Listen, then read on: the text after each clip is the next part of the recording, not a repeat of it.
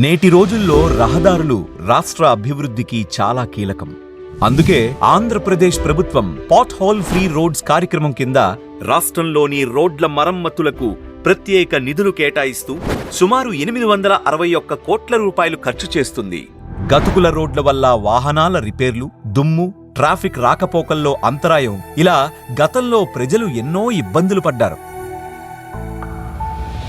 కూటమి ప్రభుత్వం ఏర్పడిన వెంటనే ప్రజలకి గతుకుల రోడ్ల వల్ల ఎలాంటి సమస్యలు ఉండద్దని నవంబర్ 2న ముఖ్యమంత్రి శ్రీ నారా చంద్రబాబు నాయుడు గారి చేతుల మీదుగా రోడ్డు మరమ్మత్తు పనులు ప్రారంభించి రాష్ట్ర వ్యాప్తంగా నిర్దేశించిన 20,059 కిలోమీటర్లలో 19,270 కిలోమీటర్లు అంటే దాదాపు 95% పైగా రహదారులు కేవలం 5 నెలల వ్యవధిలోనే పూర్తయ్యాయి.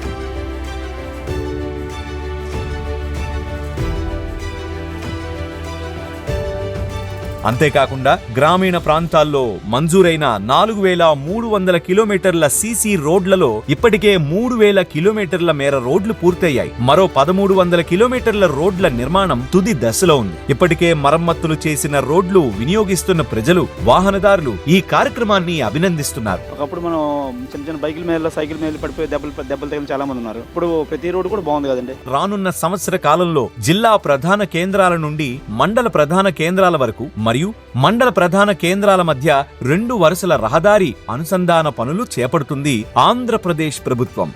పాట్ హోల్ ఫ్రీ రోడ్ కార్యక్రమం ప్రజల రవాణా అనుభవాన్ని మెరుగుపరచడమే కాకుండా రాష్ట్రంలో అభివృద్ధి వేగాన్ని మరింతగా పెంచుతుంది. ఇంకా రాబోయే రోజుల్లో ఈ రాష్ట్రంలో గుంతలు లేని రోడ్లు ఉండాలనేది మనందరి అభిమతం కావాలి.